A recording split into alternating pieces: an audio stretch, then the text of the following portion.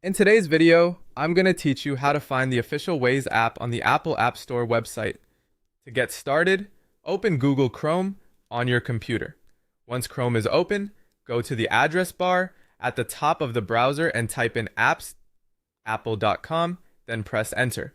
This will take you to Apple's App Store website, where you can browse apps directly from your browser. Give the page a moment to load fully so everything appears clearly on screen. When the App Store page is ready, look toward the top area of the page for the main search field.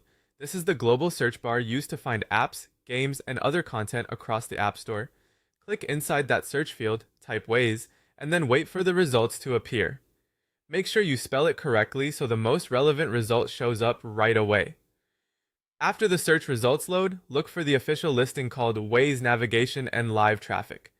Take a second to verify that you are selecting the correct app title, since search results can sometimes include similar-looking apps or related navigation tools.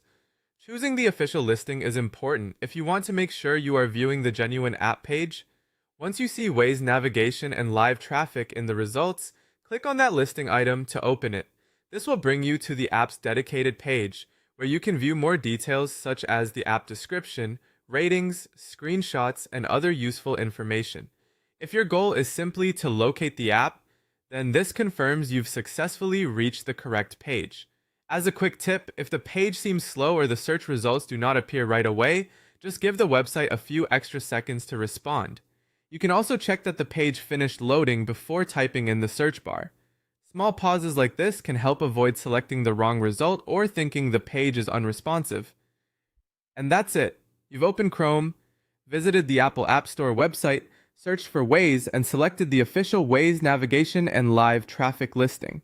This is a simple process, but following it carefully helps ensure you land on the correct app page without confusion.